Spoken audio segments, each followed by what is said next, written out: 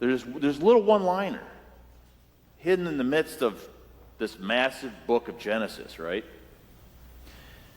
In fact, there's 24 verses that precede this one-liner that talk about everything that God put on earth, everything that God put in the garden. People, rivers, flowers, plants, animals, all the stuff that God put in this on and on and on and on, verse after verse after verse, and how it happened and what he did and why he did it, da-da-da-da-da-da. And then you come crashing into this one-liner that's in my Bible anyway, set apart by gaps on both sides. And it says, the man and his wife were both naked and they felt no shame. The one thing of everything that was in the garden, the one thing that was not there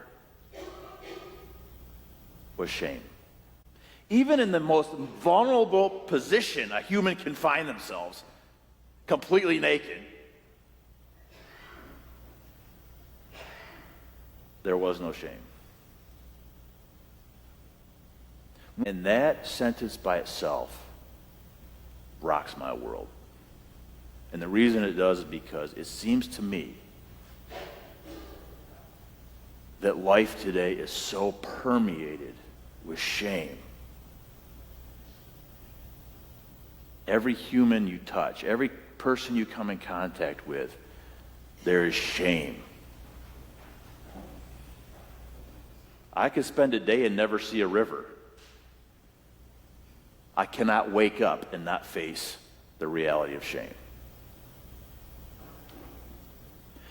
And it's this little bitty one-liner is uniquely placed in between, or just before. It's like God brings us to this cliff, and he makes us stop right before the cliff, and the cliff, of course, is the fall, right? Genesis 3 is where everything seems to go bad.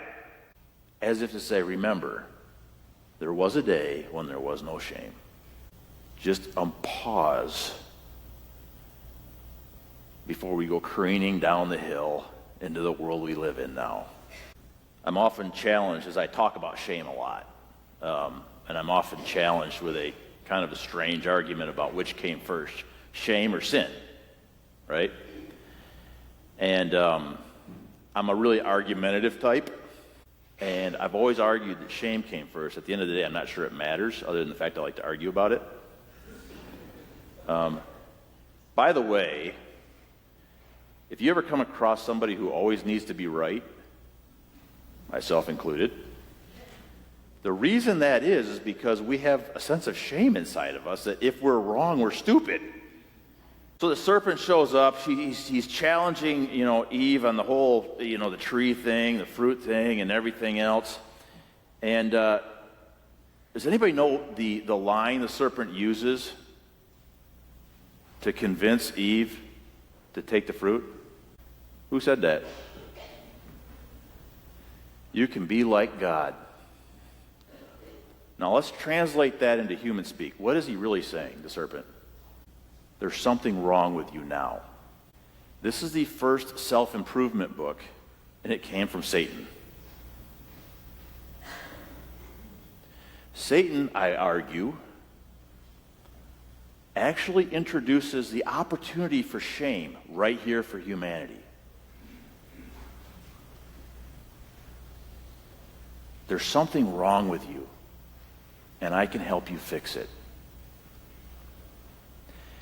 I cannot imagine in my own life how much sin I have generated for myself and others that is preceded by the statement, Rick, there's something wrong with you.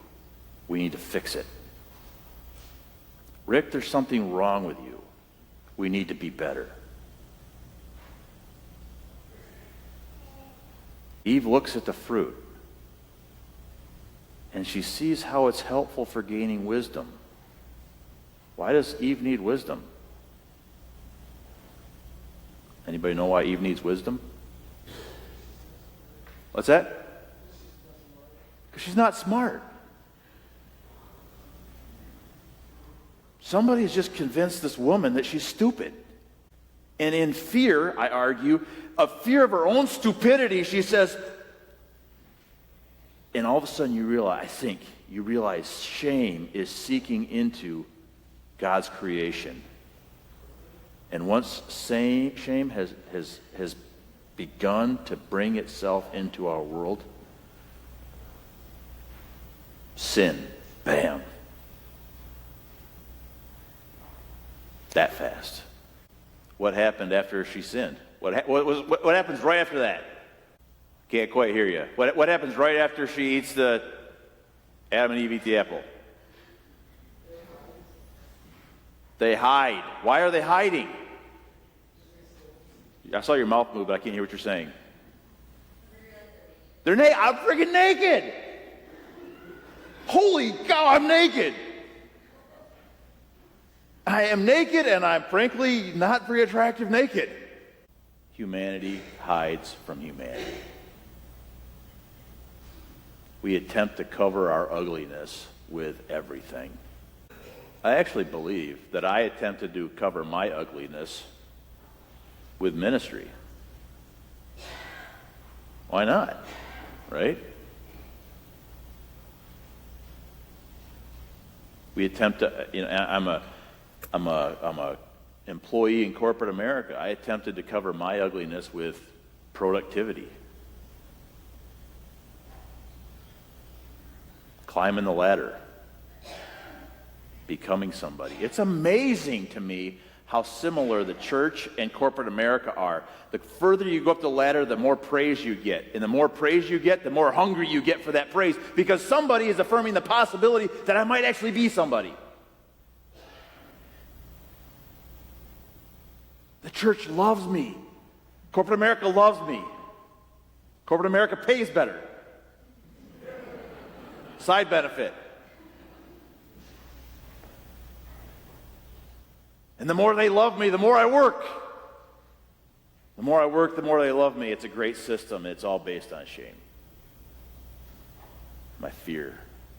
They're hiding from each other. And then they hear God.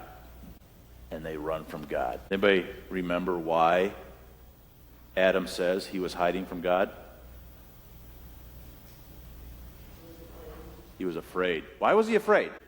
I heard you in the garden and I was afraid. And the reason I was afraid was because I was naked. Not because I screwed up. Not because I sinned. Not because I did something I wasn't supposed to do. Not because I'm a sinner. But because I am naked and I'm afraid and I'm ashamed. Shame then separated God from humanity.